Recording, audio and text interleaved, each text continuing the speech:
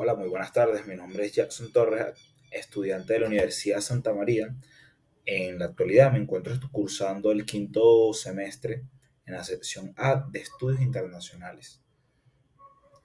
Me gustaría la tarde de hoy poderles presentar a ustedes para que conozcan acerca de los grupos hegemónicos a nivel mundial, logrando con esto poder explicarles qué se entiende por un mundo o un sistema unipolar, bipolar y multipolar. Con este orden de ideas, lo que se desea es que ustedes logran identificar qué es cada uno de estos. Cuando hablamos de un mundo unipolar, básicamente se refiere a un mundo con una sola opinión, por ejemplo, el capitalismo, o superpotencia como lo sería Estados Unidos. Sus características serían la dominación del mundo. De cierta manera, estos poseen tres características. Una de estas características las podemos ver reflejadas en el ámbito político, en el ámbito económico y en el ámbito social.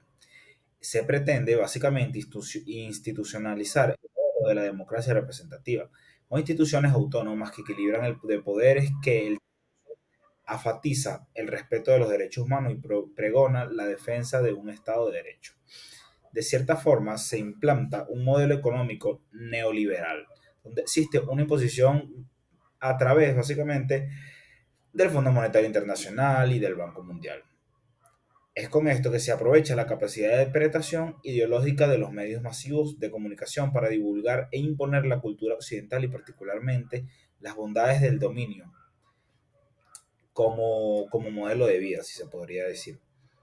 Tenemos que mencionar que en los Estados Unidos es una gran supremacía sobre las demás naciones y por lo tanto se establece un mundo unipolar, quien impulsó su poder por encima de cualquier ley, organización o derechos que pudiera haber tomado en cuenta el surgimiento del mundo unipolar. De otra forma, llegó a partir del colapso de la Unión Soviética. En los últimos 25 años se han conocido los cambios más profundos en el inicio de la Guerra Fría. Es por esto que la separación de la Unión Soviética dejó a Estados Unidos como la única superpotencia, lo que es importante mencionar que cambió al mundo arriba abajo. La situación empezó a cambiar con el presidente Renga en cuyos mandatos. Por ende, surgió la primera generación de los laboratorios de ideas neoconservadoras, que más tarde se convirtió básicamente en el futuro de la República Exterior de George Washington, para reafirmar el orgullo nacional de los Estados Unidos. Llevó a cabo varias operaciones militares, relámpagos con pequeños países. Ahora bien, pasaríamos a explicar qué significa la unipolaridad. La unipolaridad posee ciertas características de fuerza recíproca. Existen en un grupo de estados en determinada región, continente o sistema internacional, en donde existe una única superpotencia polarizando ese sistema. Básicamente, con esta situación, es más común en complejas regiones, en complejos regionales, que quiero decir, y mucho más claro, en este caso utilizaremos un ejemplo. En el caso de América del Norte, en donde solo existe un único y preponderante centro de poder, que en este caso serían los Estados Unidos. ¿Y qué sucede? Que tras el colapso y fragmentación de la Unión Soviética, en la era posguerra fría, existió, por cierto, una clara unipolaridad en el sistema internacional, ya que es importante mencionar que los Estados Unidos fue de hecho la única superpotencia visible, pues no había entonces signos claros de algún otro importante centro de poder, o sí, de algún importante centro de poder o algún otro estado que con alguna capacidad de oponerse a acciones orquestadas por los Estados Unidos. Ahora pasaríamos a conocer lo que se denomina bipolaridad. En el sistema de estados es en donde hay apenas dos grandes focos de poder. El caso más conocido que podemos presentar y este presenta patente es el de la Guerra Fría, en donde la oposición entre Estados Unidos y la Unión Soviética polarizó todo el sistema internacional, aunque es por cierto, siempre ha existido otras potencias regionales con fuerza e influencia regional o local. Lo señalado también sería el caso de Sudamérica, sobre todo durante la primera mitad del siglo XX, cuando Brasil y Argentina eran los principales polos de poder regional con capacidad de polarizar todo el continente. En algunas medidas, Argentina y Brasil siguen siendo los dos grandes de esta región, aunque Brasil ha ganado terreno respecto a Argentina y otros actores sudamericanos también han aumentado su fuerza y su presencia. Otro ejemplo que podemos acatar o que se puede mencionar en esta tarde de hoy puede ser Gran Bretaña y Francia en el siglo XVIII.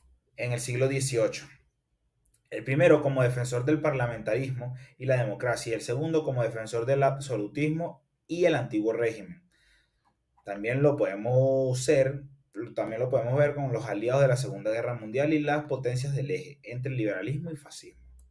Ahora, entendiendo bien estos tres aspectos ya anteriormente mencionados, me complace explicarles ahorita qué es la multipolaridad. La multipolaridad, la expresión mundo multipolar, particularmente designa y caracteriza el tipo actual del sistema internacional, en oposición al mundo bipolar o de la Guerra Fría, en este caso este último, destacando y potenciando la oposición entre Estados Unidos y la Unión Soviética como las únicas verdaderas superpotencias mundiales de la segunda mitad del siglo XX. Así, en el rango de potencias como notoria visibilidad internacional desde la era posguerra fría. Continúa sobresaliendo Estados Unidos, aunque la lista se alarga además con la Unión Europea, China, Japón y Rusia. Dado el contexto actual, es importante informarles a ustedes bajo qué sistema nos encontramos en la actualidad.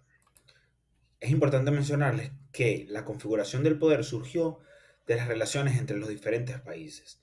La noción de la misma sirve para establecer los límites dentro de los cuales se mueven los actores en conjunto. Solo las potencias disponen del poder estructural que permite dictar las reglas del juego a nivel global en el sistema internacional. Básicamente, este poder estructural comprende el control sobre la seguridad, sobre la producción, sobre las finanzas y los conocimientos. Es por ende que el sistema internacional contemporáneo combina elementos de bipolaridad político-estratégica con elementos de multipolaridad política y económica. El presente trabajo básicamente me complace argumentarles que enfoca algunos elementos de tendencia multipolar que ha modificado la estructura y el funcionamiento del sistema político internacional en las últimas décadas, haciéndolo más complejo y fluido y al mismo tiempo menos susceptible de manipulación unilateral por parte de cada una de las superpotencias. Por lo hecho que han ocurrido anteriormente en la historia bajo la dirección del complejo militar industrial de los Estados Unidos, como lo fueron la guerra del Golfo de Arabia Pérsico, la intervención humanitaria en Somalia, los indiscriminados bombardeos contra Yugoslavia y las guerras injustas contra Irak, Afganistán y Libia. Se puede determinar que la unipolaridad en la dimensión militar y la política del poder se correspondió con la realidad global de los años del 1991 al 2011. Pero ahora persiste una correlación de fuerzas internacionales que evidencia una tendencia profunda hacia un sistema internacional multipolar, acentuando la heterogeneidad y diversidad de las relaciones internacionales en el siglo XXI. Ahora bien, ¿para cuál nación no se puede vivir aislado del mundo? Para avanzar en tiempos tan cambiantes y poco previsibles, es necesario tener cierta estabilidad y seguridad, no solo económica, sino también social y en materia de seguridad. Entablar relaciones óptimas de cooperación con la nación vecinas, como así también conocer sus fortalezas, conocer sus debilidades, entre otros aspectos. Ayudará también al avance de cualquier Estado. Hoy en día nos encontramos frente a una crisis en el sistema político internacional producida por el cuestionamiento de elementos fundamentales del mismo, entre ellos el rol del Estado-Nación tal como los conocemos desde el año 1648, donde surgieron. Estas crisis tienen como causas más importantes la globalización y la regionalización, adoptando nuestras fronteras interiores acorde a estos procesos. De cierta forma, esto por un lado, por el otro, la nueva economía transnacional, como consecuencia también de lo anterior mencionado, ha registrado el poder de los estados, siendo estos condicionados por las empresas transnacionales. Los mismos se privan de dar respuestas a los problemas del ámbito nacional, denominados por algunos autores como el caos de abajo, siendo más permeable a las peticiones, y a las condiciones impuestas por estas empresas. Hoffman considera que el liberalismo exitoso en reducir el poder del Estado ha creado un nuevo poder en anónimo pero formidable.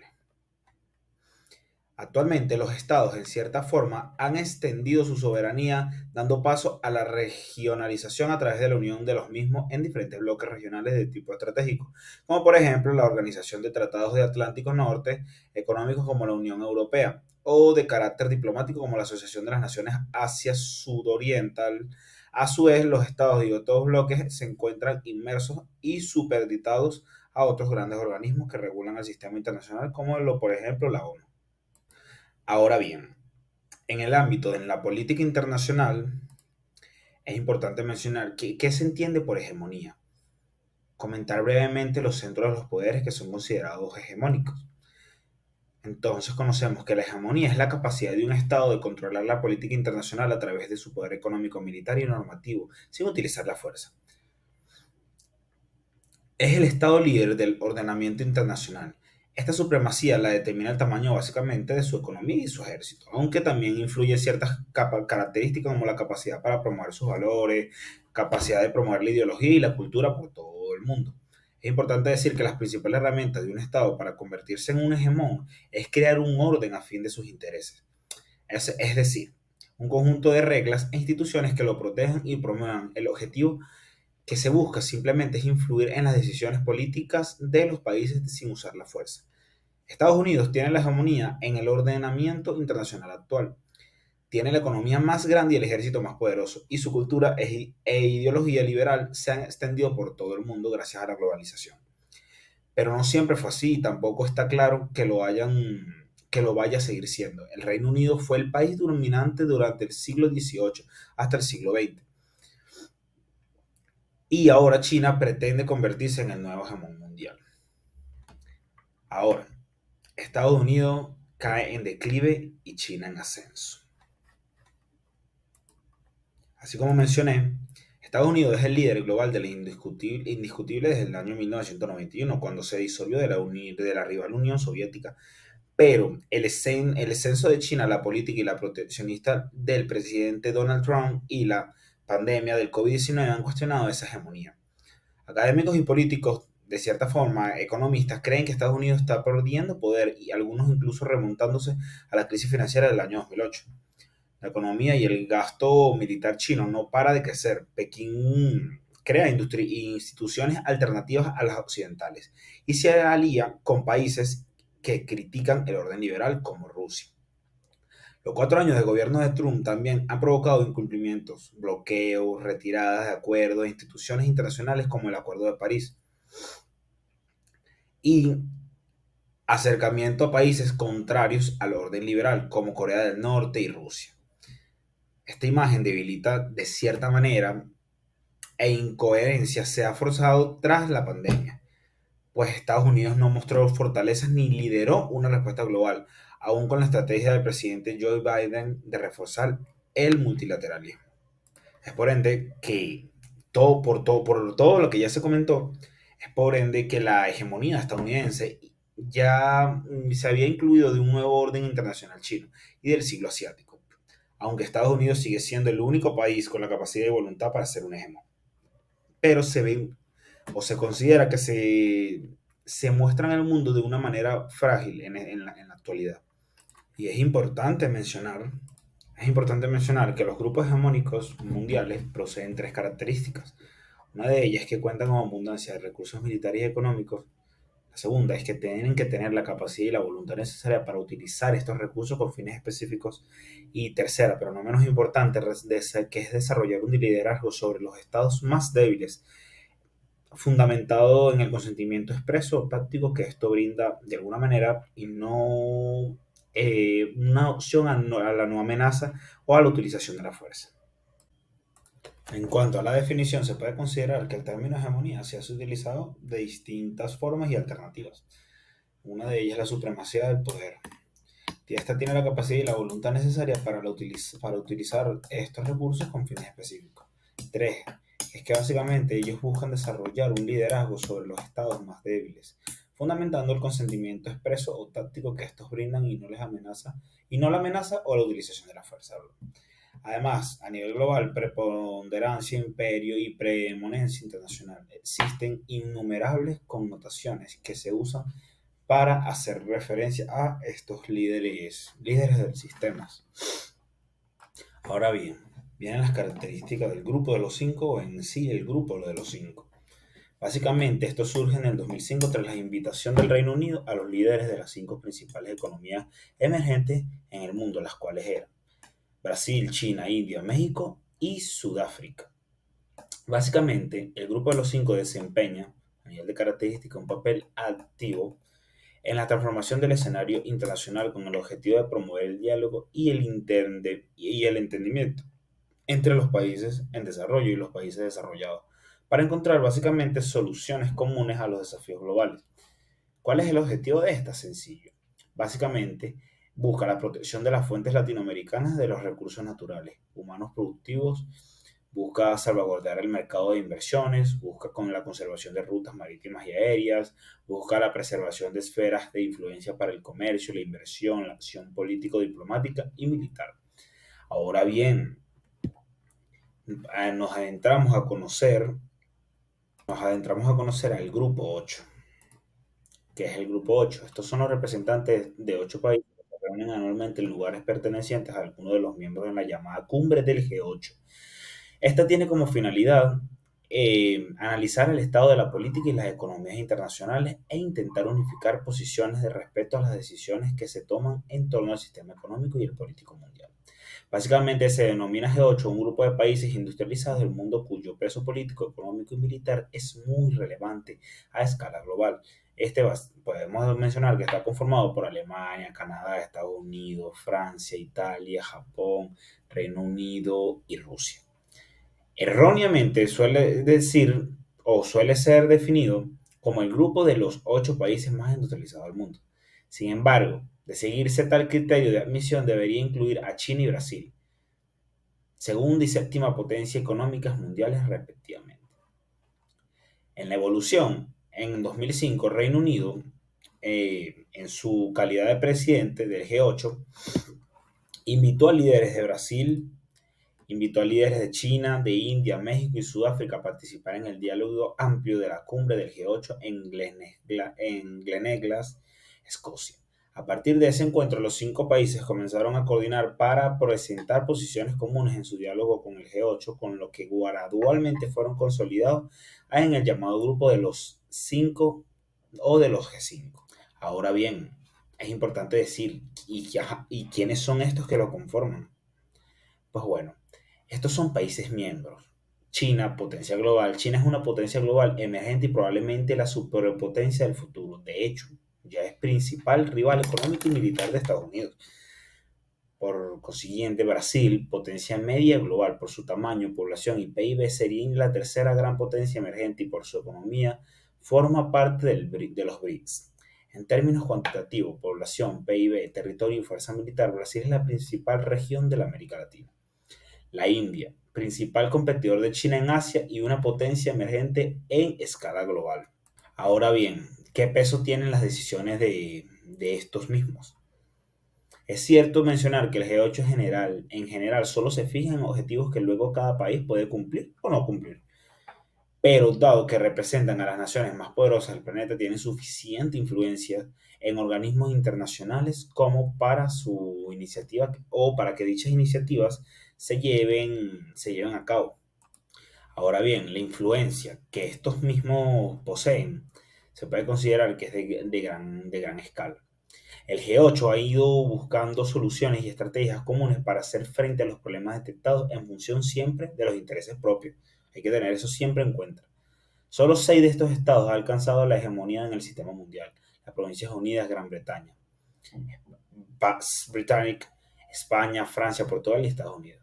Las potencias hegemónicas fueron la Portugal de 1430 a 1540, la Holanda de 1540 a 1640, la Gran Bretaña de 1640 a 1740, la Gran Bretaña de 1740 a 1850, Estados Unidos de 1850 a 1973 y Estados Unidos de nuevo de 1973 al 2080 es el cálculo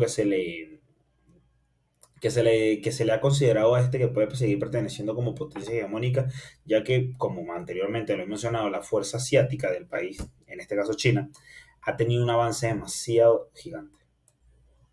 Ahora bien, me gustaría también explicarles un poco acerca de la influencia actual de los BRICS. En la lámina siguiente les logré poner un cierto texto que me pareció de carácter muy importante. De hecho, lo puse con letras más grandes, de forma de que pueda ser más digerible de alguna u otra manera. De igual forma, yo se los explicaré. Las siglas BRICS básicamente se refiere a Brasil, Rusia, India, China y Sudáfrica. Esto quiere decir que todos ellos son considerados economías emergentes, con un gran potencial que pueden llegar a estar entre las economías dominantes del medio siglo. Ahora bien, son además países que se caracterizan por estar entre los más grandes como Rusia a la cabeza, con- como es Brasil. Además que todos ellos son ricos en recursos naturales y su Producto Interior Bruto, PIB, ha crecido mucho en los últimos años. Respecto a su creación como grupo, aunque existieron reuniones previas, fue en el 2008 cuando Brasil, Rusia, India y China comenzaron a desarrollar enfoques comunes sobre economía internacional.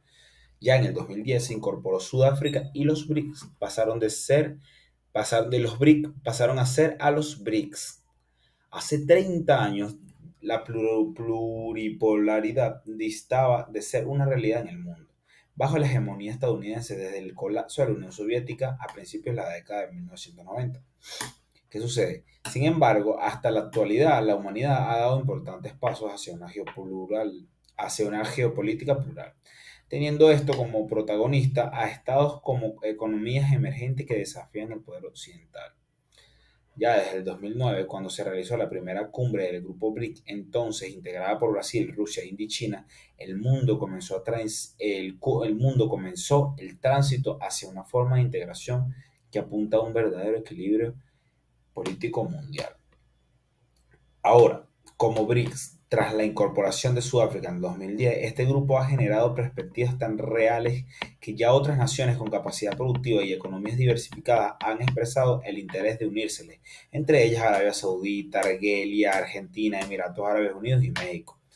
De acuerdo con el periodista palestino estadounidense Ramsey Brown, en su artículo, ¿puede que los BRICS triunfen sobre el Fondo Monetario Internacional y el Banco Mundial? Una de las mayores oportunidades y desafíos que enfrentan a los BRICS ahora es su capacidad para expandir su base de miembros mientras mantienen su crecimiento actual.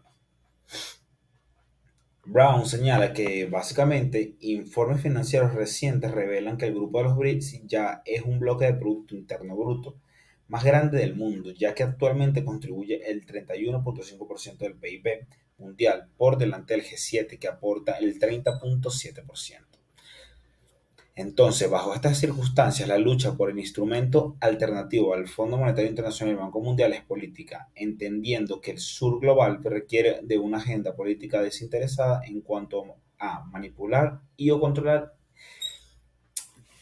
y, y controlar indirectamente las economías locales.